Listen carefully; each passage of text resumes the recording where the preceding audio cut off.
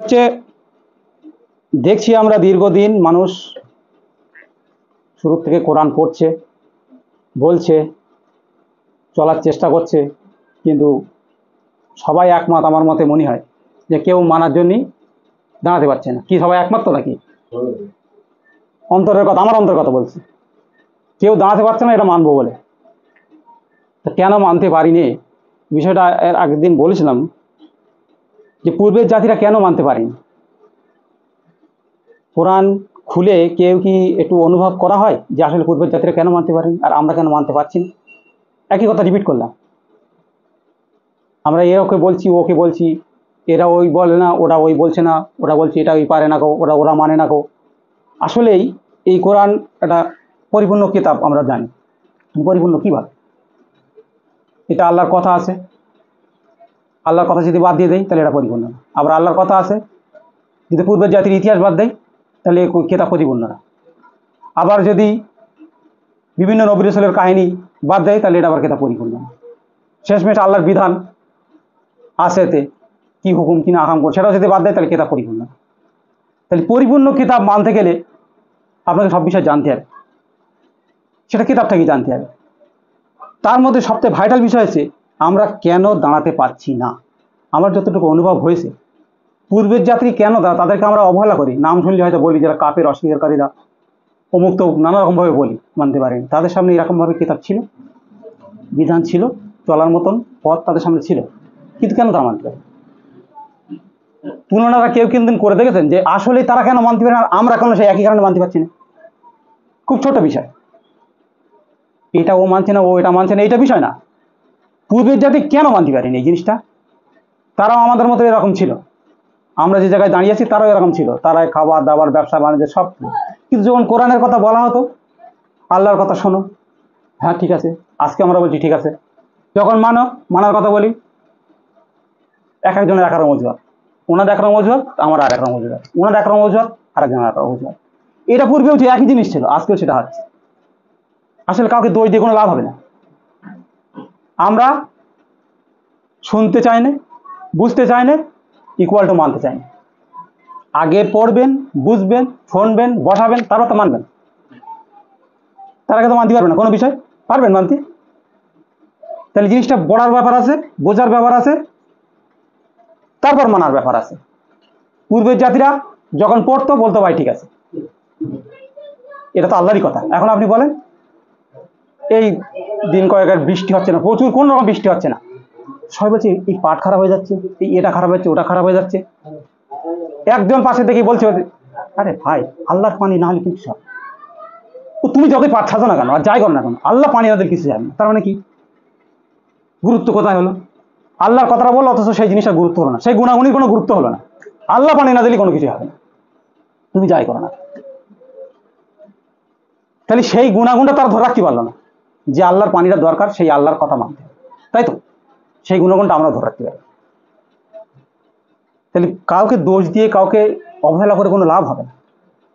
এটাকে মানতে পারে পূর্বে যেতে, এখনো মানতে পারবে না। এই কোরআন তার সাক্ষী। কোরআন ওইটা যদি না বলতো তাহলে পরিপূর্ণ হতো না কিতাব। আল্লাহ যদি সেই যুগ 10,000 বছর আগে যদি ওইদের কথা না বলতো, যে তাদের কাছে যখন দেওয়া হলো রসুল, তারা বলতো তোমরা যেটা নিয়ে এসছো ওটা আমরা প্রত্যাখ্যান করি, আর ওটা যদি না মানা হলো তো তোমাকে দেশ থেকে বার করে দেবো। কেন? কি জন্য বার করে দেবে? তাকে বার করবে কেন? কি অসুবিধা তাদের বার করতে? সমস্যা কোথায়? এই কোরআন তো সবাই এক কথায় বলেন, এখানে সবাই বলেন যে কোরআন সত্য, এর বিধান সত্য, তাহলে মানতে অসুবিধা। তা পূর্ব জাতির তো একই কেস। কেন বলছো তোমাদেরকে বের করে দেবো, তোমাদেরকে এখান থেকে চলে যেতে হবে, তোমাদের জিন ভূত আছে, তোমরা জাদুকর অমুক তমুক, কেন এই কোরআনটাকে পাল্টাও? কেন বলেছে তারা?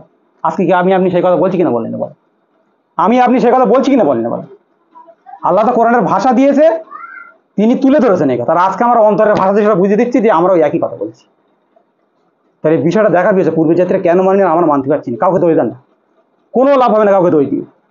একই কারণে তারা মানতে পারে, যে কারণে আজকে আমরা মানতে পারি। তারা আমাদের মধ্যে এরকম বলতো যে অমুক ওই করেছে, অমুক ওই বলেছে, অমুক ওই বলেছে, অমুক অমুকের বিরুদ্ধে বলেছে, এইসব তারাও এরকম বলতো, আমরাও যে আজকে বলছি। আসলে এটাকে কেউ গ্রহণ করতে পারেন, সেই কথাই আল্লাহ কেন বলেছে। কথা আপনি জানেন যে 5 থেকে 700 আয়াত বিধানের আয়াত আছে, আর বাকি সব কোরআন। এই কোরআন আগে বোঝেন তুমি?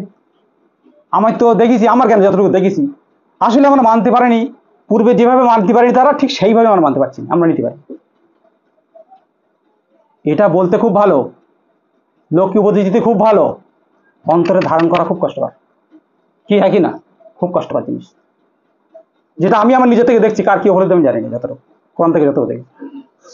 তো যাই হোক, বিষয়টা কোরআন থেকে আপনারা দেখেন যে সেই হিসেবে আমাদের পা রাখতে পারছি কিনা, যেটা পূর্বে রাখতে পারিনি তারা, সেই হিসেবে আমরা রাখতে পারছি কিনা। একই জিনিস আমাদের সামনে আসছে, এটা ধারণ করা খুব কষ্টকর। সূরা আস-সাফ 61 নম্বর সূরা, বিসমিল্লাহির রহমানির রহিম, আয়াত 1। তাসবিহ করে আল্লাহর যা কিছু মধ্যে আসমান সমূহের, যা মধ্যে আছে পৃথিবীর, এবং তিনি পরাক্রমশালী ও প্রজ্ঞাময়। এই আয়াতটা 1 নম্বর আয়াতে যা আছে, আল্লাহ লিখেছেন, যা আল্লাহর বাক্য, কথা কেউ লিখিনি এটা, তিনি যার বাক্য তিনি এইভাবে সাজিয়েছেন। আপনি এই বাক্যের গুরুত্ব অবশ্যই দিতে হবে। এটা আসমান জমিনের সৃষ্টি আছে বলে আপনি বলবেন না ও তো কোনো ব্যাপারই না, আল্লাহ এইভাবে সাজিয়েছে। কিন্তু তাসবিহ করে আল্লাহর যা কিছু মধ্যে আসমান সমূহের, যা মধ্যে আছে পৃথিবীর, তিনি পরাক্রমশালী প্রজ্ঞাময়। তিনি তো সাজিয়েছেন, না কেউ সাজিয়েছে? এটা তিনি সাজিয়েছেন, তাদের বাক্য কিন্তু গুরুত্ব দিতে হবে। তিনি এই কথাটা কেন সাজিয়েছেন, তিনি যে এটা আমার উপলব্ধি করতে হবে যে কেন তিনি এই কথা সাজেন, যে আসমান এবং জমিনের মধ্যে যা আছে সব আল্লাহ তাসবিহ করে। তিনি পরাক্রমশালী রাজাধিরাজ, তিনি সব কিছুর মালিক। প্রজ্ঞাময় মানে আমরা সবাই প্রজ্ঞাময় কথাটা সব জায়গায় আছে কোরআনের মধ্যে। অ্যাকচুয়ালি বাংলা ভাষা যদি বলে তিনি, আপনি যদি বুঝতে চান তাহলে তিনি বোঝাতে সক্ষম, এটা আমার ভাষা আমি পেয়েছি। আপনি যদি বুঝতে চান এটা, তাহলে তিনি বোঝাতে সক্ষম। কথাটা বোঝা গেল? আসমান জমিনে যে গুণকীর্তন করছে, এটা কেউ আমি আপনাকে বলে বোঝাতে পারবো না। 24 ঘন্টার জন্য আল্লাহর নিয়ামতে গুণকীর্তন হচ্ছে, এটা আপনি যদি বুঝতে চান তাহলে আল্লাহ আপনাকে বোঝাতে সক্ষম। সেখানে হিকমা, এটা আমার বুঝে আমি পেয়েছি একেবারে সরল ভাষায়। পরে আয়াতে বলছে, হে যারা ঈমান এনেছো, ও হে যারা ঈমান এনেছো, বিশ্বাস এনেছো, তোমরা কেন বলো এমন কথা যা তোমরা করো না। হঠাৎ আল্লাহ এরকম আয়াতের পরে একটা আয়াত টানলেন। যারা বিশ্বাস এনেছো, এখন আসমান জমিনি যে প্রশংসা মহিমা ঘোষণা করে, এটা কি আমার বিশ্বাস এনেছি? মাথা নাড়েন না, এনেছি কি? বিশ্বাস এনেছি, কিন্তু ও বিশ্বাসের কোনো দাম নেই। যদি বিশ্বাস এনে থাকি যে আসমানের সমস্ত কিছু গুণকীর্তন তার সব কিছু, তিনি এটা বোঝাতে সক্ষম আমরা বুঝতে চাইলে। পরে এত বলছে তোমরা ঈমান, এরপরে তোমাদের বিশ্বাস আছে যে আসমানের এই জমিনের যা কিছু আছে সবই আল্লাহর গুণকীর্তন চলে, তার হুকুমে চলে, তার আয়াতের মধ্যে চলে। এটাকে বিশ্বাস আমাদের পরিপূর্ণ নেই, বিশ্বাস নেই বলে আল্লাহ বলেছে তোমরা ঈমান বিশ্বাস এনেছো এমন কথা কেন বলো যা তোমরা বলো না। এখন আমরা আলহামদুলিল্লাহ যদি বলি, আলহামদুলিল্লাহ সমস্ত প্রশংসা আল্লাহর জন্য, আসলে কি সেটা হয়? সেটা কি কার্যকরিতা হচ্ছে আমাদের জন্য? আল্লাহ কথাটা টেনেছেন, কিন্তু এই জন্য এমন কথা কেন বলো যা তোমরা করো না। আল্লাহ যদি প্রশংসা করি তাহলে আপনি বান্দা, তার কথা মতো চলতে রাজি তো? আপনার তো কিছু নেই, সবই তো আল্লাহ, তাহলে তার কথা মতো আপনাকে চলতে হবে। তাহলে এমন কথা কেন বলি যা তোমরা করো না। আমরা আলহামদুলিল্লাহ সুবহানাল্লাহ বলে বিভিন্ন রকম ভাবে, আমার বিজনেস ভালো, আমার ইঞ্জিনিয়ারিং ভালো, আমার চাকরি ভালো, সব আলহামদুলিল্লাহ, সব আলহামদুলিল্লাহ। কে দেশে না আল্লাহ দেশে। তা বিশ্বাস আনার জন্য আল্লাহ দেয় না তোমাদের? মুমিন হওয়ার জন্য আল্লাহ তোমাদের দেয় না সাহায্য? বোঝা গেল না? আমার এবারে মেয়ে পাশ করেছে, ছেলে পাশ করেছে, ছেলে জয়েন্টে পড়েছে, চাকরি করেছে, এই করেছে, এটার জন্য সব আলহামদুলিল্লাহ বলে, বলে না? কালকে একজন আমার চোখের সামনে এমন একটা ড্রেস পরেছে একটা মহিলা, তা অন্তত প্রত্যেক কথা কথা ইনশাল্লাহ বলছে। শুধু ইনশাল্লাহ অর্থ বলতে হচ্ছে যে আমি তো পড়াশোনা করতে পারি না, আমার ছেলেকে আমি এই এস্টাবলিশ করে তারপরে ছাড়বো, ইনশাল্লাহ ইনশাল্লাহ। আরেকজনের সাথে কথা বলছে, ইনশাল্লাহ আমি ওকে ওই জায়গায় নিয়ে যাবোই, ইনশাল্লাহ ওই জায়গায় আমি নিয়ে যাবো, একবারে 5 বার বলেছে। আমি পরে তার কাছে জিজ্ঞেস করলাম, যে লোকের সাথে বলছে, আমি তো ইনশাল্লাহ বলেছে, কি ব্যাপারে বলেছে? বলছে তো বাধ্যতামূলক কথা। ইনশাল্লাহ আমি মোমেন হব আল্লাহর কথা শুনে। ওহে যারা ঈমান এনেছো, তোমরা এমন কথা কেন বলো যা তোমরা করো না। যদি আল্লাহ সবকিছু হয় এখানে, তাহলে আপনার কাজ কি? আপনার একটা কাজ আছে। তারপরে কাজ বলছে, অতিশয় ক্রোধজনক আল্লাহর কাছে যে তোমরা বলো এমন কথা যা তোমরা করো না। কত বড় কথা বলেন জিন্দেগি। সমস্ত প্রশংসাকার আল্লাহ, দুনিয়ার মালিককে, এক কথায় আল্লাহ। খাদ্য দেয় কে? আল্লাহ। পাখিদের খাদ্য দেয় কে? সমস্ত অল এভরিথিং যদি বলাই চিল্লে চিল্লে চিল্লে বলবে আল্লাহ। আল্লাহ বলছে অতিশয় ক্রোধজনক আল্লাহর কাছে তোমরা যা বলো যা তোমরা করো না। সবই আল্লাহ করছি, সবই আল্লাহ করছি, কিন্তু তার কথা মতো কেউ চলে না কেন? তাহলে বিশ্বাস পরিপূর্ণ না। সহজ কথা একটা কথা, কিন্তু বিশ্বাস পরিপূর্ণ না। বিশ্বাস পরিপূর্ণ হলে কাজ ইনশাল্লাহ হবেই। বিশ্বাস পরিপূর্ণ। বিশ্ব জগতের মানুষের কাছে যারা কোরআন হাতে করে নিয়েছে, একটাই কথা, কোরআন থেকে যে জেনে নিন বিশ্বাস পরিপূর্ণ না। যেটা আমার অভিজ্ঞতা দেখছি, বিশ্বাস পরিপূর্ণ না। এখন আল্লাহ কি পছন্দ করেন এবার বলছে। আচ্ছা, নিশ্চয় আল্লাহ পছন্দ করেন তাদের যারা সংগ্রাম করে, লড়াই করে, তার পথে সারিবদ্ধ হয়ে তারা যেন সুদৃঢ় প্রাচীর। এখন আল্লাহ পছন্দ করেছেন এইটা, আমাদের কি পছন্দ? এটা এটা কি আমাদের পছন্দ? এক আয়াত ছাড়লি, যদি 1 নম্বর আয়াত ছেড়ে দেন তাহলে বাকি আয়াতগুলো কিন্তু বুঝতে অসুবিধা হবে। নিশ্চয়ই আল্লাহ পছন্দ করেন তাদের যারা লড়াই করে, সংগ্রাম করে তার পথে, সহজ সরল ভাষা, কোনো জটিলতা নেই, সারিবদ্ধভাবে, বুনিয়াম মারসুস, বুনিয়ানুন মারসুস, এখানে হচ্ছে সুদৃঢ় প্রাচীর। বুনিয়ান মানে ধরেন কাঁথা সেলাই করে, কোন সেলাই করে দেখবেন পরপর সেলাই পড়ে না, একটা তো ফাঁকা আছে কোনো সময়। আল্লাহ কি ভাষা বোঝাতে চাইছেন? প্রাচীরের ভাষাও দেখিয়েছে আল্লাহ। প্রাচীর যখন পরপর ইট গাঁথে গেতে গেতে, আল্লাহ এইটা পছন্দ করেন।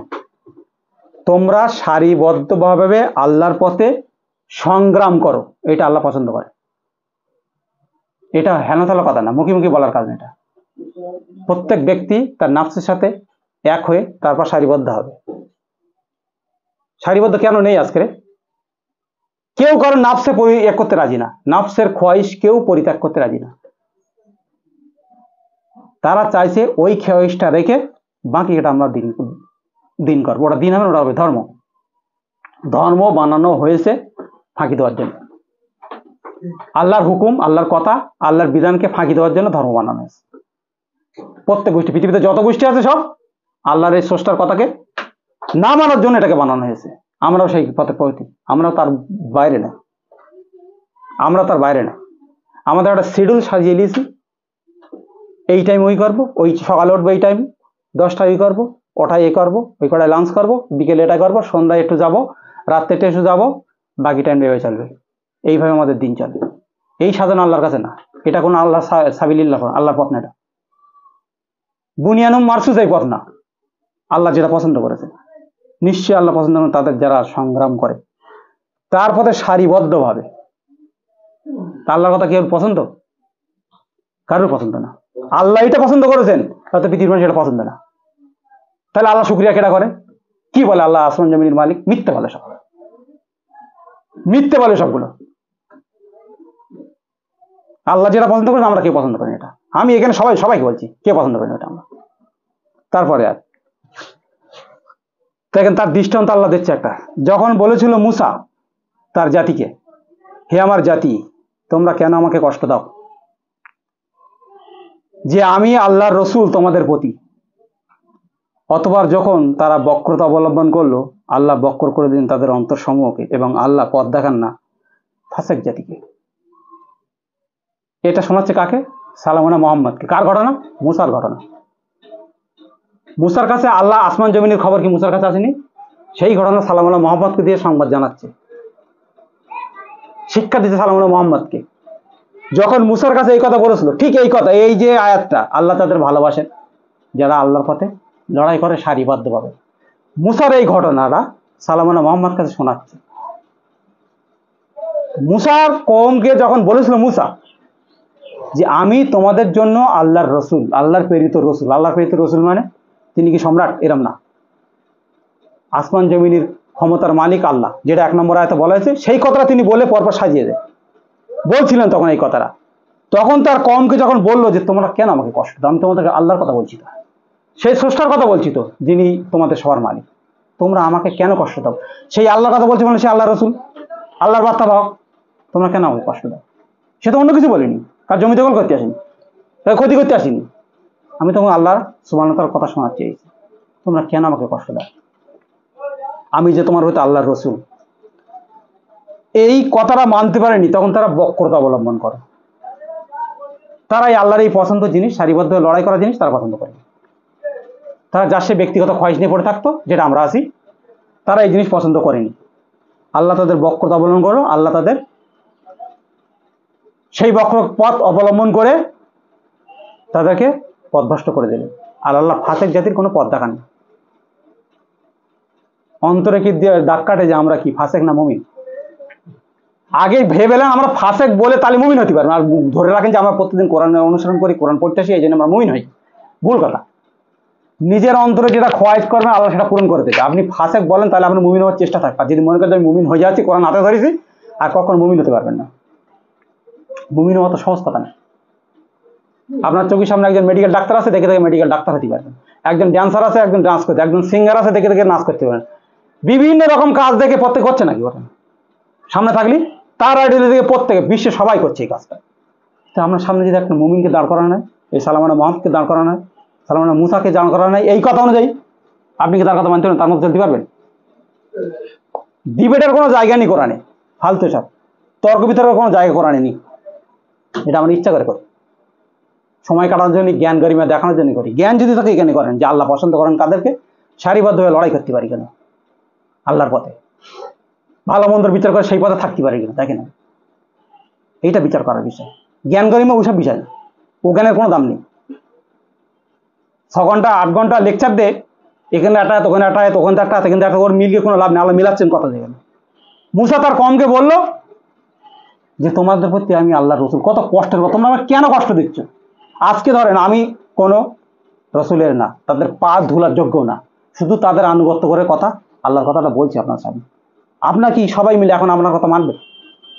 আমার মুক্তি যে কথা বলছে এই কথার উপর আপনার দৃঢ় থাকবেন? যদি না থাকেন সেই রসুলের উপরে কষ্ট দেওয়া হবে, এটা দৃষ্টান্ত দিলাম আর কি, আমার কষ্ট না। সেই রসুলকে সেই অবস্থায় কষ্ট পাবে যে আল্লাহর সত্য কথা বলার পরে যারা এটাকে মানতে পারেনি, সেখন রসুলকে কষ্ট দেওয়া হবে। আজ 6 এবং বলল ঈসা পুত্র মারিয়াম, ঈসা মারিয়ামের পুত্র। কোথায় যাচ্ছেন? মারিয়ামের পুত্র ঈসা, হে বানি ইসরাইল, নিশ্চয়ই আমি আল্লাহ রসুল। একই কথা, দুটো কথা। এই রসুলের কথা বলছি মানে সমগ্র রসুলের কথা এখানে এসে গেছে, সব রসুলের কথা এখানে এসে গেছে। কম বেশি তারা এই কথা বলেছিল, আর কম তাদের এই কথা বলেছিল, বোঝা গেল? সব রসুলের কথা এখানে মুসার কথা ধরলো, তারপর করলো ঈসা। ইয়া বানি ইসরাইল, নিশ্চয়ই আমি আল্লাহ রসুল, আমি আল্লাহর বার্তাবাহক, তোমাদের প্রতি সত্যায়ন করি যা তোমাদের সামনে আছে। তাদের সময় যে কিতাব ছিল, যে বিধান ছিল, যে চলার পথ ছিল, নির্দেশনা ছিল পথ, সেটা তোমাদের সামনে যেটা আছে সেটা সত্যায়ন করে আমি এসেছি। তাওরাত, তার মধ্যে হচ্ছে তাওরাত। এই তাওরাত নিয়ে আমাদের তর্ক বিতর্কের কোনো জায়গা নেই। এখানে কিতাবও বলেনি আল্লাহ, কোনোভাবে বিধানও বলেনি। তাওরাত তাওরাতের মতন রাখেন। সুসংবাদদাতা একজন রসুলের আসবেন আমার পরে, তোমাদের মধ্যে হতে, তার নাম হবে আহমদ। অতবার যখন তিনি তাদের কাছে আসলেন সুস্পষ্ট প্রমাণাদি সহ, তখন তারা বললে এরা প্রকাশ্য জাদু। কথাগুলো ভালো করে খেয়াল করেন কিন্তু কথার দিকে, আল্লাহর কথার দিকে। ঈসা এসে বলল যে আমি তোমাদের সামনে যেটা আছে এটা সত্যায়ন করি, আল্লাহর কথা সত্যায়ন করি। আল্লাহর বিধান সব দিকে একই রকম ছিল, আল্লাহ আসমান জমিনের মালিক সব দিকে একই রকম ছিল, সেই কথা সত্যায়ন করে এসছে এই বিধানে। এবং বলল যে আমার পরে একজন রসুল আসবেন যা সুসংবাদ, সেগুলো হচ্ছে সিলেক্টেড রসুল, মনোনীত রসুল আসবেন। সালামুনা মোহাম্মদের কথা ধরেন, যখন সালামুনা মোহাম্মদ আসলো এই কিতাবের অনুসারে, যখন দেখলো সুস্পষ্ট প্রমাণ নিয়ে আসলো, তখন তার কওমের লোক কি বলল? এ তো স্পষ্ট জাদু। স্পষ্ট জাদু মানে এখানে জাদু আছে শিহরণ মুবিন। শিহরণ মানে কি? একটা ধর্ম প্রতিষ্ঠিত আছে, একটা সমাজ প্রতিষ্ঠিত আছে। যখন এই সমাজ প্রতিষ্ঠিত আছে, আপনার এখানে 5 জন মিলে একটা সমাজের মধ্যে আসি, উনি একরকম নিয়ম আছে, উনি একরকম, উনি একরকম, প্রত্যেকটা নিয়মের মধ্যে আছে, নিয়ম সব একই। এখন এর মাঝখানে আমি এই কোরআনের কথা বলছি, এই কথা বলছি প্রত্যেকটা নিয়মের বিরুদ্ধে। তোমার আপনাদের যে যে নিয়মে আছেন, যে যে পথে আছেন, যে ব্যবসা বাণিজ্য যার পথে আছেন, প্রত্যেকটাই কোরআন তার নিয়মের বিরুদ্ধে। কথা বোঝা গেল? এই নিয়মের বিরুদ্ধে। এখন এই কথা যখন ঈসা বলল, মুসা আলাইহিস সালাম, এই সালামুনা মোহাম্মদ যখন বলল এই কথা, কোরআনের কথা, তখন বললো তোমার এই কথা তো গা শিউরে ওঠে। আমাদের ধর্ম এরকম, আমরা ব্যবসা বাণিজ্য এরকম করি, সপ্তাহে একদিন জমায় যাই, 5 ওয়াক্ত ওই করি, বা আমরা বিভিন্ন রকম ব্যবসায়ী এখানে এখানে এ করি, তুমি কি কথা বলছো? জাদু মানে হচ্ছে গা শিউরন, মানে গা শিউরে ওঠে কথা। এমন কথা কেন বলছো? আমরা তার প্রতিষ্ঠিত আছি। শুধু ধর্মের ব্যাপার না, আপনি আপনার ব্যবসায় প্রতিষ্ঠিত আছেন, ওই ব্যবসা যেভাবে ব্যবসা করেন ওই ব্যবসা কোরআনের সাথে মিলবে না। যেটা আমার অভিজ্ঞতা গেছে, ওই সব ব্যবসা কোরআনের সাথে মিলবে না। আল্লাহ ওইভাবে ব্যবসা করতে বলেন। যে ব্যবসা করছি ওটা আমাদের মন মেজাজের ব্যবসা, নিজের খাইশ ইচ্ছা পূরণ করার জন্য ব্যবসা।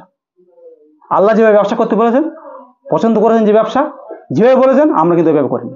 সেটা আমাদের কারো পছন্দ না। যদি তাই থাকতো তাহলে যুগে যুগে কোরআনের মধ্যেই বহু নবী রাসূলের সাথে বহু কমের লক্ষ লক্ষ কোটি কোটি লোক তার মধ্যে হাজির হয়ে যেত, ইউনুসের কম ছাড়া। একমাত্র ইউনুসের কম ছিল বেশি, আর না তো কোনো কমের সাথে লোক ছিল না। কোরআন তার সাক্ষী। তাহলে সালমান মোহাম্মদ যখন আসলো তখন এই কিতাবের কথা বললো, কোরআনের কথা বললো, বলে তুমি তো এমন কথা বলে তো গা শিউরে উঠছে, পছন্দ হলো না কারো। অথচ সালমান ঈসা তিনি সুসংবাদ দিয়েছেন একজন রসুলের। আয়াত 7, কে অধিক জালেম তার অপেক্ষা যে রচনা করে আল্লাহর উপর মিথ্যা, অথচ তাকে আহ্বান করা হয় ইসলামের দিকে। এই যে ইসলাম করে আমরা যে মাথা খারাপ করি, ইসলাম ধর্ম, ইসলাম ধর্ম, আসলে ইসলাম কোনো ধর্ম না। ইসলামের অর্থ শান্তিও না, ইসলামের অর্থ হচ্ছে পরিপূর্ণ আত্মসমর্পণ, আল্লাহর কাছে পরিপূর্ণ আত্মসমর্পণ। অধিক জালেম কে, যে তার অপেক্ষা যে রচনা করে আল্লাহর উপর মিথ্যা। যদি কেউ সমর্পণ না করে তাহলে সে আল্লাহর উপর মিথ্যা রচনা করে, সে যত ভালো কাজ করুক না কেন পৃথিবীতে। পূর্ণাঙ্গ রূপে আল্লাহর কাছে স্যালেন্ডার না করলে সে পৃথিবীতে যত ভালো কাজ করুক না কেন সে ওই মিথ্যা রচনা করবে। কারণ আল্লাহ বলেছে পরিপূর্ণ সমর্পণ না করলেই মুসলিম না হয় তুমি মৃত্যুবরণ করো না। তা ইসলাম মানে হচ্ছে পরিপূর্ণ আত্মসমর্পণ। তাকে যখন ডাকা হচ্ছে ইসলামের দিকে, 1 নম্বর আয়াত যদি দেখেন যে সাব্বাহ করছে সমস্ত জগৎ প্রতিপালক, প্রতিপালকের এই সমস্ত গুণকীর্তন করছে সমস্ত কিছুই। এই কথাটা যদি মনে রাখেন আপনি, তাহলে আপনি পৃথিবীর মধ্যে কিছু নিজেকে কিছু দাবি করা যায়? সমস্ত মতো যদি আল্লাহর কাছে হয় তাহলে আপনার কিছু দাবি করা যায় পৃথিবীতে? তাহলে এখানে বলছি যে অধিক জালেম কে তার অপেক্ষা যে রচনা করে আল্লাহর উপর মিথ্যা। অর্থাৎ যদি সমর্পণ না করে আল্লাহর দিকে তাহলে সে আল্লাহর উপর মিথ্যা রচনা করবে। পৃথিবীতে কারোর কোনো অনুপরিমাণ এখতিয়ার নেই পৃথিবীতে। আসমান জমিন সৃষ্টিতে, আসমান জমিন চলাকালীন যত কিছু চলছে পৃথিবীতে কারোর কোনো এখতিয়ার নেই, কিচ্ছু নেই কারোর। তাহলে আপনি আমি সমর্পণ করতে রাজি কি কাজে বলেন? বলেন দিন একটু মনের অন্তর থেকে। পরিপূর্ণ সমর্পণ আল্লাহ নেবেন না। ও আপনার সাজানোর কথা কিচ্ছু আল্লাহ নেন না, আল্লাহ সাজিয়ে দিয়েছেন কথা। তার থেকে অধিক জালেমকে যে আল্লাহর উপর মিথ্যা রচনা করে, অথচ তাকে ডাকা ইসলামের দিকে, পরিপূর্ণ আত্মসমর্পণের দিকে। আমি আপনি আছি নেই? একটু চিন্তা করে দেখেন দিন যে পূর্বের জাতি কেন ছিল না, আমি কেন নেই? সব পরিষ্কার হয়ে যাবে, সব পরিষ্কার হয়ে যাবে, কিন্তু কিছু বলতে হবে না, কারো কিছু বলতে হবে না তখন। অথচ কে ডাকা হয় ইসলামের দিকে এবং আল্লাহ পথ দেখান না জালেম লোকদের। জালেম কেটা? এখন যদি বলা জালেম অমুক মুফতি, অমুক জালেম। জালেম মানে কি? যে নাফসের প্রতি নিজে নিজে জুলুম করে সেটা প্রথম জালেম। আল্লাহ তাকে ডাকছে একটা সরল পথের দিকে, তাকে ভালো পথের দিকে, পথভ্রষ্ট দিকে। আল্লাহ কি সঠিক পথে ডাকে না পথভ্রষ্ট দিকে? ভালো পথে ডাকে। এখন ওই পথে যদি না যাই তাহলে আমার এই নফসকে কি করছি? আমি জুলুম করছি না? তা জালেম তো প্রথম আমি তো শুধু ফতোয়া দেবার হচ্ছে অমুক জালেম, অমুকরা ওই করছে, অমুক ওই করছে। এটা বাদ দেন, আগে দেখেন আল্লাহ বলছে পথ দেখান না জালেম লোকদের। এখন জালেম আমি পড়ি কি দেখি? আমার নফস যখন আল্লাহর পথে সিরাতুল মুস্তাকিমে থাকতে না চাই তখন সে নফস কি জালেম নাকি? সে নফস ঠিক না তো। আয়াত 8, এই মিথ্যা রচনাকারীরা তারা চায় নিভিয়ে দিতে নূর আল্লাহর তাদের মুখ দিয়ে, এবং আল্লাহ সম্পন্নকারী তার নূর, যদিও তারা অপছন্দ করে কাফিররা। আচ্ছা, আমি আপনি পৃথিবীতে এখন যে সমাজ ব্যবস্থা আছে এটা কি সত্যের উপরে না মিথ্যার উপরে আছে বলেন দিন? হ্যাঁ, ছেড়ে ছুড়ে বলতে হবে মিথ্যার উপরে আছে কি না? তাহলে আল্লাহ বলছে যারা এই নিয়মে চলতে চায় তারা নিভে যেতে, এখন আল্লাহর কারোর দরকার নেই। আমি তো দেখতে পাচ্ছি এই আমাদের এই কথার মধ্যে বলছি আল্লাহর কারোর দরকার নেই। হ্যালো করলি সব মাল হাতে, অনলাইন করলি সব মাল হাতে, যা কারো সামনে খাবে, আপনি ফোন করেন 8 ঘন্টা পরে আপনার শরীর চোখের সামনে চলে আসবে। কি চান আপনি? আল্লাহর কোনো অংশ পৃথিবীতে নেই এখন, তার রাখিনি। তাহলে নিভিয়ে আমরা সবাই XYZ কথা বাদ দেন, আমরা সবাই, তারা নিভিয়ে দিতে চাই আল্লাহর নূরকে। মুখের ফুৎকার আয়াত বোঝেন কোরআন থেকে, কারণ আল্লাহটা আমাদের পছন্দ না। আল্লাহ যেটা বলছে ওটা আমার পছন্দ না, আমাদেরই পছন্দ না। সেদিন একটা ওই মাশায়েখ মুর্শেদে একটা কথা, যেহেতু আমার কথার সাথে খুব আছে, আমার মনের কথার সাথে, সে বলছে আপনারা যে কোরআনের আইন করেন, কোরআন যদি প্রতিষ্ঠিত হয় 85% মানুষ যারা কোরআন নিয়ে আসেন তাদের পায়ের তলায় মাটি সরে যায়। আর আমি বলছি সেখানে আমার মনের কথা একদম 99% মানুষের যারা কোরআন নিয়ে আসে পায়ের তলায় মাটি সরে যায়। যে কোরআন আইন আপনারা বলেন তো অনেকে, কোরআন আইন যদি বলেন, যদি পালন করা হয় পায়ের তলাতে মাটি সরে যাবে, এটা আপনার অনুভব করেন কোরআন। তো ও কথাটা বলছে যে এরকম ভাবে, এই মিয়া ঠিক কপি করছে, আর খুব ভালো লেগেছে কথাটা। এই মিয়া আপনি জান্নাত করেন না, আল্লাহ আমাকে জান্নাত দেন, আর তারপরে কি বলেন আমাকে হায়াত দারাজ দেন। এই মিয়া জান্নাত যাবেন তা হায়াত দারাজ চাচ্ছেন, তার ভাষাটা এরকম। আপনি দেখলে জান্নাতে যদি যান তার দুনিয়ায় বেঁচে থাকার চেয়ার তো হায়াত দারাজ মানে কি, আমাকে এখানে উপযুক্ত পরিমাণে দাও, তারপরে জান্নাত দাও। মুখের ভাষা অনেকের অনেক সময় থেকে খুব সুন্দর সুন্দর ভাষা। আপনি যদি জান্নাতি কামনা করেন তাহলে আল্লাহর পথ বলেছে কেন, আবার হায়াত দারাজ কেন? আপনাকে পাঠানো হয়েছে জান্নাতের জন্য, তৈরি হবে জান্নাতের জন্য, তাহলে এখানে কাজ কি? তা হায়াত দারাজ কি ছিল আপনার? আল্লাহর কথাকে সাজিয়ে গুছিয়ে আমরা নিতে পারিনি। জান্নাত যদি চান তারপর হাত দারাজ চান কেন? মিয়া তো ওই বলছে যে 85% মানুষ কোরআন আইন করলে সব পার্টার বাণিজ্য ছড়ে যাবে। আমি বলছি 99%। XYZ কথা বাদ দেন, আমি আপনি এখানে 5-7 জন রয়েছি, একদম অত সহজ না কোরআন আইন। 700 আয়াত আছে, 5 থেকে 700, কিন্তু আমার চোখ দেখি পাচ্ছি যখন ওই ইনিল হুকুম ইন্নালিল্লাহ ফুল স্টপ, আল্লাহর হুকুম ছাড়া কারো হুকুম মানা যাবে না। কিন্তু মানবো কি করে? তৈরি হতে তত মানবেন নাকি, না তো মুশরিকদের অন্তর্ভুক্ত হয়ে যাবে। তাহলে নূর নিভিয়ে দিতে চায় কারা? যারা আল্লাহর কথা মানতে চায় না, মেনেও মানতে চায় না। আপনি বললেও, আপনি পড়েন, বোঝেন, মানতে যান। আমার জীবনের ইতিহাস আমি বলছি, ভেতরের ইতিহাসের কথা বলতে আমি বহুবার চেষ্টা করেছি নিজেকে সমর্পণ করে করার জন্য, একদম অরিজিনাল কথা বলছি, আর বহুবার অন্যায় করেছি। তখন ইতিহাসের কথা মনে পড়ল, পূর্বের জাতি যে কেন মানতে পারেনি তারা। অত সহজ কথা না, অত সহজ কথা না। আয়াত 9, এই আয়াতগুলো আমরা বেলার সঙ্গে বহুত পড়েছি। এই আয়াতগুলো খুব গুরুত্বপূর্ণ আয়াত, কিন্তু আমরা মানুষ ব্যবহার করে অন্যরকম কাজে। তিনি যিনি পাঠিয়েছেন তার রসুলকে হেদায়েত সহ বিল হুদা ও দীনিল হক।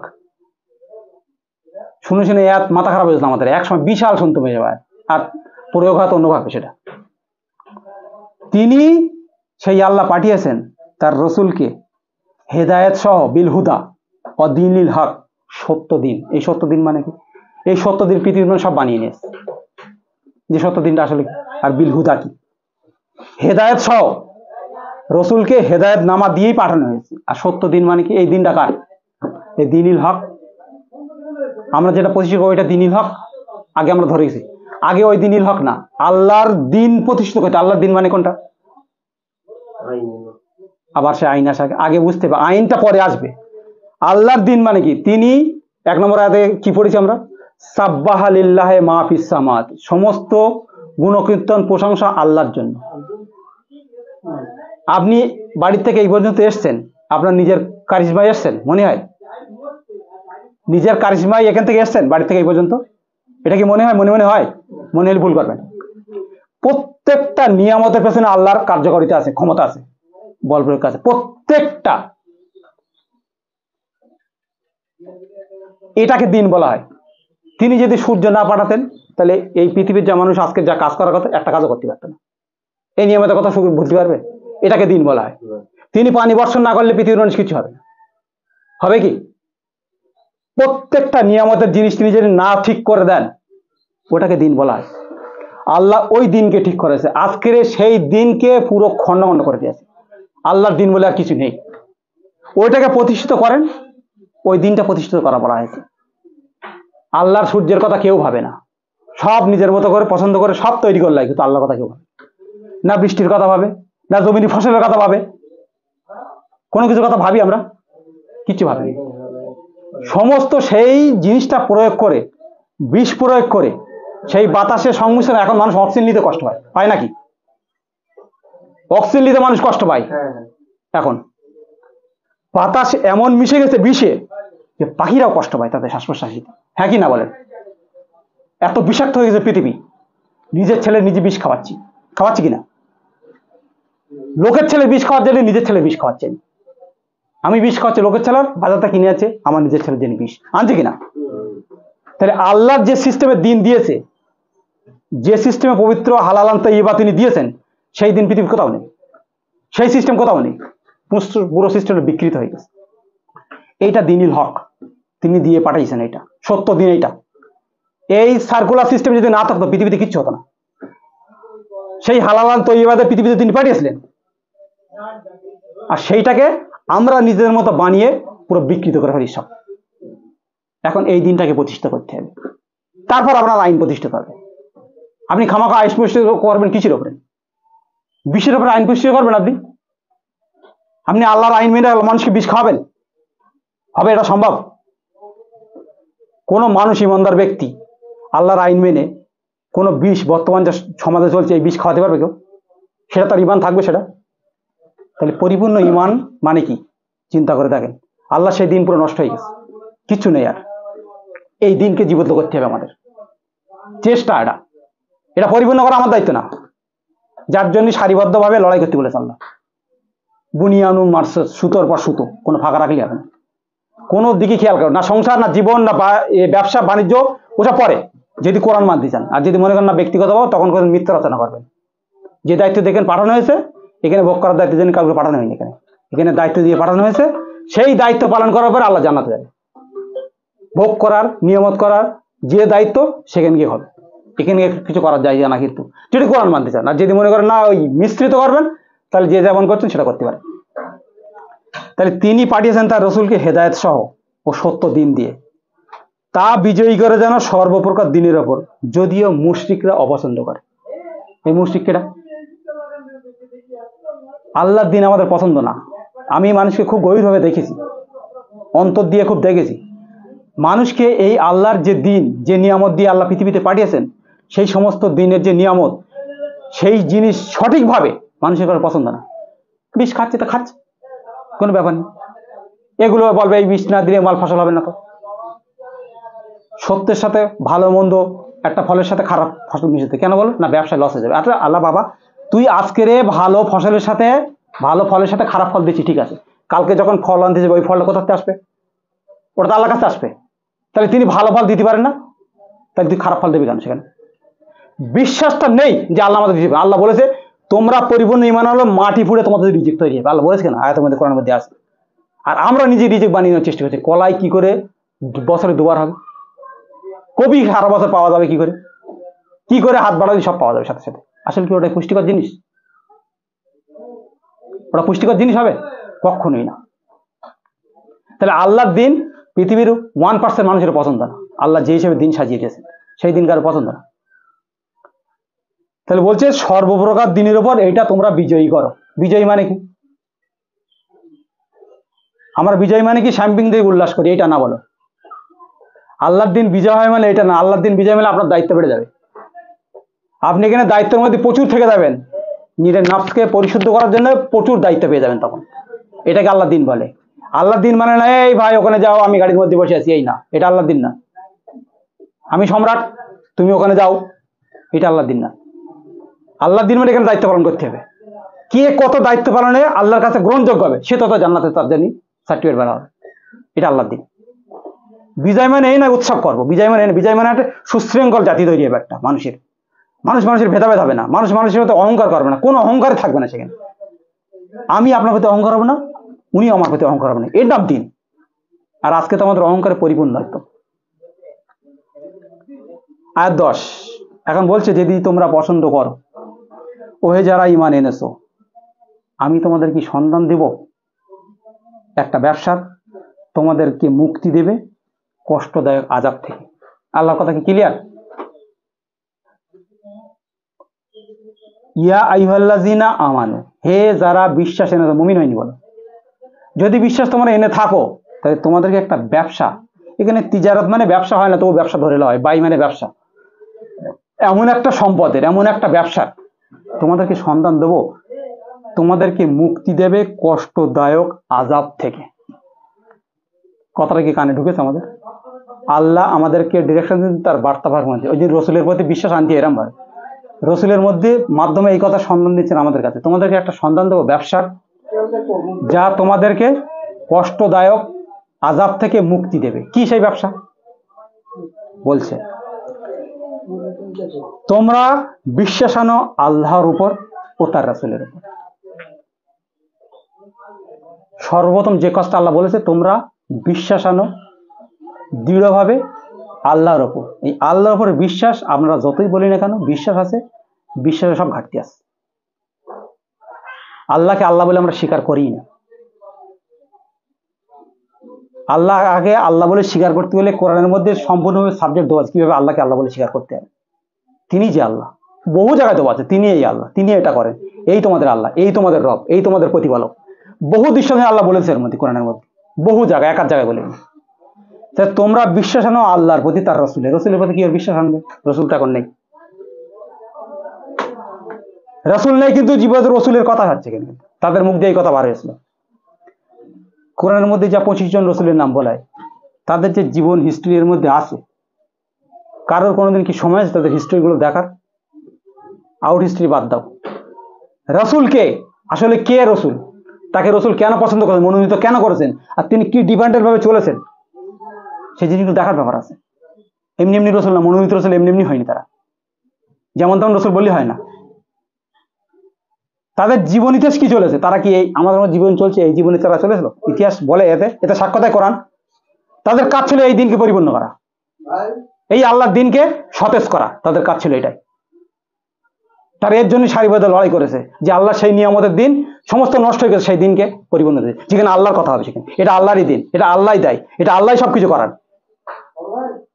আর সেটা আমরা স্প্রে করে বীজ দিয়ে, তা দিয়ে, এ দিয়ে, আমাদের নিজের খেলে কোটি কোটি কোটি কোটি একটা পোকার জন্য একটা স্প্রে পয়জন থেকে হয়েছে কিনা, একটা পোকার জন্য একটা, তার কি দাম কি? একটুকুন করে দাম 700 টাকা। আবার দিমাগ ভরে কিনে নিলে সেগুলো, এ না দিলে হবে না ফসল। কেন? ফসল কে দেয়? ফসল দেয় কে? দেওয়ার মালিক কে? আল্লাহ। এই পরিপূর্ণ বিশ্বাস আমাদের নেই, আমাদের ওই ধৈর্য নেই। কোরআনের মধ্যে সবচেয়ে বেশি এসেছে ধৈর্যের কথা। যার ধৈর্য নেই তার কোরআন পড়া যাবে, সে কোরআন মানতেই পারবে না। যার ধৈর্য নেই, যে অপেক্ষা থাকতে পারে না আল্লাহর কথার, আল্লাহর রিজিকের, আল্লাহর পজিশনের অপেক্ষা থাকবে না, তার জন্য কোরআন পড়া বেকার। এ খুব ধৈর্যের কাজ, এ যেমন তেমন কাজ না, দীর্ঘদিন ধরে ধৈর্য। আমি একজন মানুষই এখনকার দিনে দেখেছি যিনি ধৈর্য ধরে এখন কোরআনটা পড়ছেন, তার মধ্যে কোনো অহংকার নেই। আমার দৃষ্টিতে যতটুকু পেরেছি দেখেছি, দীর্ঘ 35 বছর ধরেছে, তা বলছেন কোরআন কিছু জানিনি। আমাকে নিজে মনে হয় যেটা এখন অপরাধী। 35টা বছর কোরআন দেখছে, বলছে আমি নিজেকে মনে হয় অপরাধী এখনো। আপনি তো দুদিনের পরে বলছি না বুঝে কিছু কোরআন কিছু বোঝেননি। কোরআন নিজেকে অপরাধী মনে হচ্ছে, রাসূলুল্লাহ বলেন নিজেকে অপরাধী। সূরা আকাব নামে জানি না কিয়ামতের দিন আল্লাহ আমার সাথে কি ব্যবহার করবে। তাই সারা জীবন তারা মনোনীত রাসূল, তারা এই কাজ করে যাওয়ার পরে বলেছে কিয়ামতের দিন আমার সাথে কি ব্যবহার করবে আল্লাহ। হ্যাঁ, আর আমরা কি বলছি? 35 বছর গবেষণা করছে তিনি। তানার সবকিছু ঠিক আমি বলছি না, কিন্তু তানার মুখের একটাই কথা যে আমাকে মনে হচ্ছে এখন অপরাধী। দীর্ঘ সকাল সন্ধ্যে রাতে কিয়ামতের সমস্ত কিছু করে তিনি, কোরআন পড়াকে তিনি বাদ দেননি। বাস্তবে তার কাছে হচ্ছেন, তিনি তবে মানুষ তৈরি করেছেন, কিছু মানুষ, জানি না তারা কি করে। তোমরা ঈমান আনো আল্লাহর উপর, তার রাসূলের উপর, এবং তোমরা জিহাদ করো আল্লাহর পথে, সংগ্রাম করো আল্লাহর পথে, তোমাদের মাল সমূহ দিয়ে ও তোমাদের জান প্রাণ দিয়ে আমওয়ালাকুম ও আনফুসাকুম। দুটো জিনিস লাগবে। ইসলাম করবে, এই ভাই ইসলাম লাগবে, কি লাগবে? পয়সা লাগবে, বলতে দিচ্ছি খানিকটা। কত লাগবে? 2 লাখ টাকা লাগবে, দিচ্ছি তাতে। আপনার জান লাগবে, মাল লাগবে। 2 টাকা দেন, 1 টাকা দেন, জান দিতে হবে, 1 টাকা দিতে হবে। কথা বোঝা গেল ব্যাপারটা? জান এবং মাল, আনফুসাকুম আমওয়ালাকুম, জান দিতে হবে এবং মাল দিতে হবে। একটা দিলে হবে না কখনো। আর দুটোই মানুষের দরকার, মানে প্রিয়, নিজের জানও প্রিয়, মালও প্রিয়। ও আমওয়ালাকুম ও আনফুসাকুম, ব্যবসার কথা কি বললে? তোমরা জিহাদ করো আল্লাহর পথে তোমাদের মাল সমূহ দিয়ে, তোমাদের জান প্রাণ দিয়ে। এটা কেটা চাই? এটা আল্লাহ আমাদের তার রাসূলের মধ্যে সঠিক নির্দেশনা পথ দিচ্ছে, এটা তোমার পথ, তোমাদের জান এবং তোমার মাল। আমি ওখানে দিলাম, আজকে যাইনি বা যাইনি, 10,000 দিলাম, কি লাগবে? ইসলামের জন্য টাকা লাগবে। ও বহু সংগঠন এরকম চলছে, ইসলামের জন্য টাকা লাগবে, কত লাগবে বল? 1.5 লাখ টাকা দিয়ে দিচ্ছি, আমি আপনিও দেবো। কিন্তু আল্লাহ বলেছে জান এবং মাল। আমরা হিস্ট্রির একটা কথা শুনি, 10টা মিনিট সময় নিচ্ছি। হিস্ট্রির একটা কথা আমরা অনেকে শুনেছি যে রসুলের কাছে যখন জিহাদের বা সংগ্রামের জন্য যখন অর্থ লাগতো, রসুল আহ্বান করতেন যে এই সংগ্রামের জন্য পয়সা করে অর্থ যা দেখেন দিয়ে দিতেন। নারী পুরুষ সবাইকে বলতেন, কেউ কানের বালা, যে হিস্ট্রির মধ্যে আসে আর কি। আর আবু বকর আর ওমরের সম্পদ বেশি, কথাটা কেটে দেবেন। ওমরের সম্পদ বেশি, আবু বকরের সম্পদ কম। পরে আয়াত 12, তারপরে কি বলছে আল্লাহ? তিনি মাফ করবেন তোমাদের গুনাহ সমূহকে। আচ্ছা, অফার এই অফার কেউ ছাড়বে? পৃথিবীতে অফার লওয়ার জন্য তৈরি তো আমরা। অমুক স্কুলে ছেলের ভর্তি হবে, অ্যাডমিশন ফ্রি, 3 মাসের এ করলে অমুক জায়গায় ফ্রি। খুদ আমার কথাই বলছি, আমি কারো কথা বলিনি, XYZ কথা। সমস্ত জায়গায় অফার দিচ্ছি, আল্লাহ বলছে এখানে দিচ্ছি। আপনি সবাই এখানে বললেন আমরা গুনাহগার কি গুনাহগার না? হ্যাঁ, তাহলে গুনাহ সমূহ মাফ করার কথা আল্লাহ বলছেন তো। তিনি মাফ করবেন তোমাদের গুনাহ সমূহকে। ও তোমাদের ছাড়েননি, তোমাদের গুনাহ সমূহ মাফ ছাড়া কোনদিন জান্নাত যেতে পারবে না। ফ্রেশ ছাড়া, নাফস ছাড়া কোনো বাপের বেটা জান্নাতে যেতে পারবে না, নবী রাসূল হোক যেই হোক না কেন। ফ্রেশ ছাড়া নাফস সেখানে সেন্সারে বাড়বে না, একদম ফ্রেশ উঠবে, যাবে না তো বাদ, একেবারে স্পষ্ট করে দেওয়া। তাহলে তিনি মাফ করবেন তোমাদের গুনাহ সমূহকে ও তোমাদের প্রবেশ করাবেন জান্নাতে, প্রবাহিত হয় তার নিচ থেকে ঝর্ণা ধারা সমূহ। এই জান্নাত আমরা কেউ নীতি রাজি? ওই মিয়া তখন ওই লোকের কথা হচ্ছে, এই মিয়া তুমি যদি জান্নাতি যাও তাহলে হায়াতের দ্বারা কেমন যাও?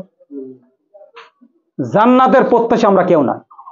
আমার অন্তরের কথা আমি বলছি না, জান্নাতের প্রত্যাশী কেউ না। আপনি বলছেন যে আমল আমল আমল আমল, না, জান্নাতের প্রত্যাশী দেবে, অন্তরে জান্নাত বসাতে হবে। যে আল্লাহ আমাকে জান্নাতের সন্ধান হচ্ছে, আল্লাহ আমাকে যত নিয়ামত, যত ভালো নিরাপদ সব কিছুই সেখানে আমার রেখেছে, এই কথা আমার অন্তরে বসে। তারপর তো আপনি কাজ করবেন, কাজ তো ফ্রেশ হবে একদম। কে বললো কি, কে কি করলো, কি সম্পদ গেল, কেউ ছেলে মরে গেল, কার কথা ব্যবসা লস হলো, কি আসে যায় আল্লাহ দেখছেন না? এটা তো আমাদের নেই, আমরা জান্নাত চাই না। যারা কোন সবাইকে বলছি আমি আমরা জান্নাত চাইলি আল্লাহর কথা আমরা চলে আসতো, আমরা জান্নাত চাই না। আর জান্নাত কামাতে গেলি আপনি মনে করেন না কেউ একটা এরকম জিনিস তৈরি করা হলো, একটা ফিল্ড তৈরি করা হলো, আপনি সেখানে ঢুকে যাবেন আর জান্নাত পেয়েছেন না। এখন কিছু দিন নেই, এখন কোনো কিছু নেই, এখন আমাদের তৈরি করতে হবে, বুঝলেন না? পৃথিবীর কোথাও নেই দিন, কোথাও নেই এখন দিন, আল্লাহ সেই দিন কোথাও নেই, সব বিকৃত। এখন আপনি সেই মুকাররেমুন হবে কিনা, আল্লাহর নিকটবর্তী হতে চাই, তাহলে দিন এখন কেউ তৈরি করে দেবে না। আর তৈরি যদি করতে হয় তাহলে প্রত্যেকে জানমাল ব্যয় করতে হবে। পৃথিবীর কি হচ্ছে দেখার দরকার নেই। যদি কোরআনে আসতে চান, যদি না মনে করেন না যেভাবে চলছে যেভাবে চলবে, সেটা আপনাদের ব্যক্তিগত ব্যাপার। কোরআনে ফর্মুলা দেওয়া আছে, নিজেরা তৈরি করবেন না। তিনি মাফ করবেন তোমাদের গুনাহ সমূহকে, এত অফার দেখছি। তোমাদের প্রবেশ করবেন জান্নাতে, যার পাদদেশে ঝর্ণা ধারা সমূহ, বাসগৃহ উত্তম, জান্নাতের মধ্যে চিরস্থায়ী। এটা মহা সাফল্য, আল্লাহর কথা কারো পছন্দ? এটা মহা সাফল্য। গুনাহ মাফ করবে, জান্নাতে প্রবেশ করবে, এমন জান্নাত যেখানে চিরস্থায়ী, নিরাপদ। আমি এখানে নিরাপদ না, এখান থেকে গাড়ি লেগেছি 4 চাকাতে, এখান থেকে কতবার চোখের সামনে দেখলাম একটু সাইড কেটে যাচ্ছে, আরেকজন ধার দিয়ে মেরে যাচ্ছে, হয়েছে কিনা বলো? নিরাপদ নেই, পৃথিবীতে কেউ কোনো সময় নিরাপদ নেই।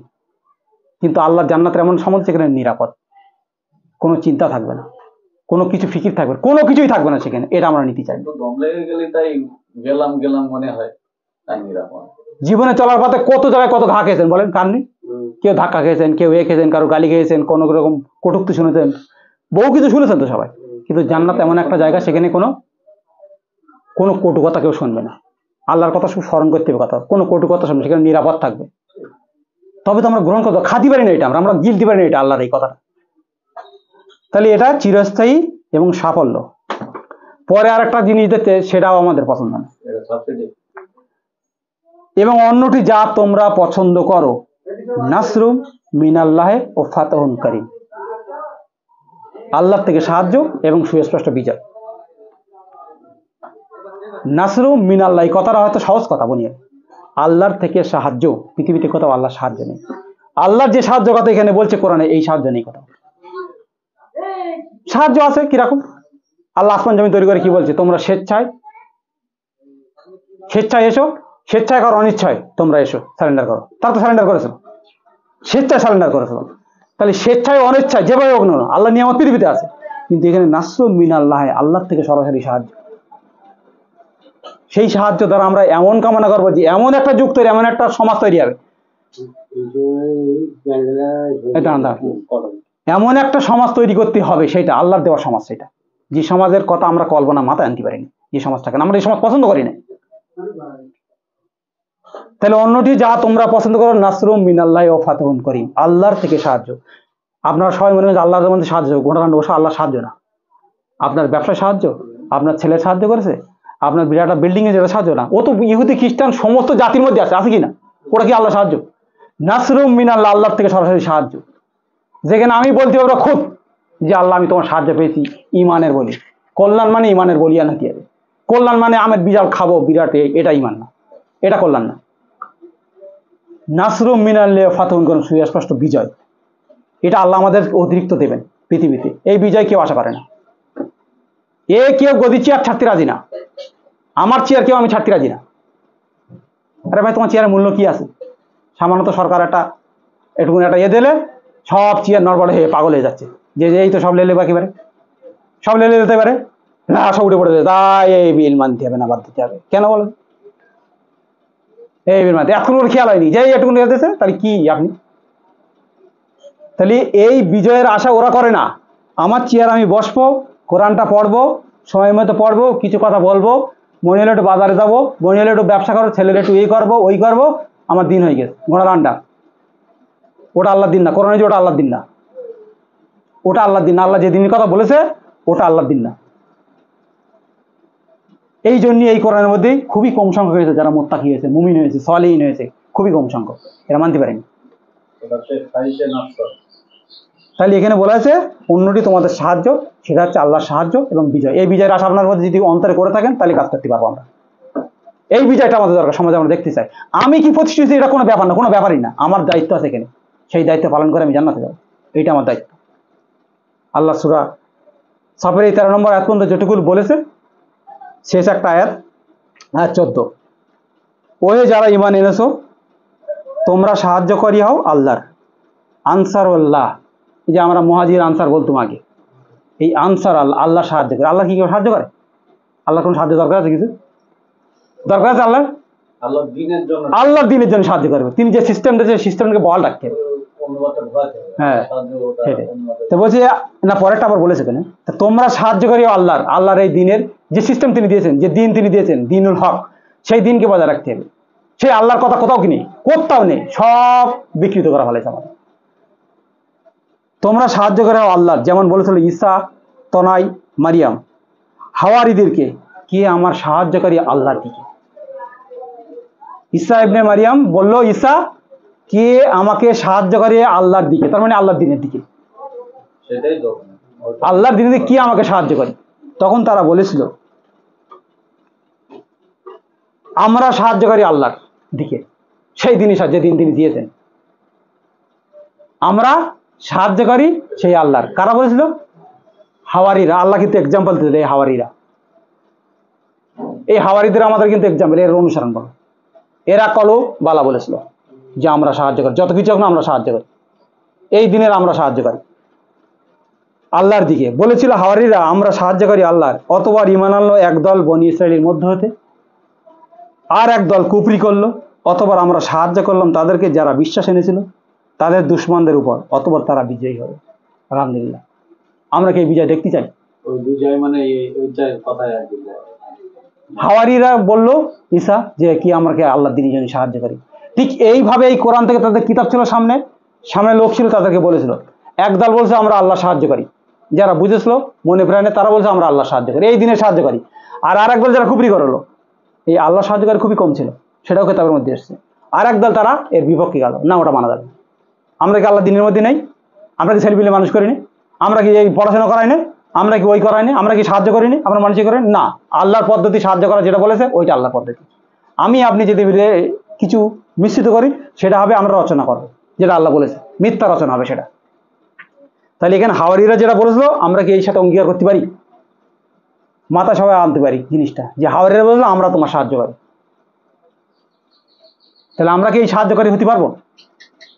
আল্লাহ আমাদের পথ পন্থা সব কিছু বলে দিলেন, কীভাবে কাজ করব সব আল্লাহ সূরা সাফের মধ্যে মোটামুটিভাবে বলে দিয়েছেন আর কি, একটা মৌলিক জিনিস বলে দিয়েছেন যদি আমরা বুঝি। সুতরাং সময় একটু বেশি হলো, বিলালের জিনিস সময় হলো না একটু। যাই হোক, আল্লাহ সুবহানাহু ওয়া তাআলা যতটুকু বললাম আয়াতগুলো ভালো করে খেয়াল করেন, ভালো করে উপলব্ধি করেন, এবং সবাইকে আল্লাহর পক্ষ থেকে শান্তি বর্ষিত হোক। সকলের প্রতি সালামুন আলাইকুম।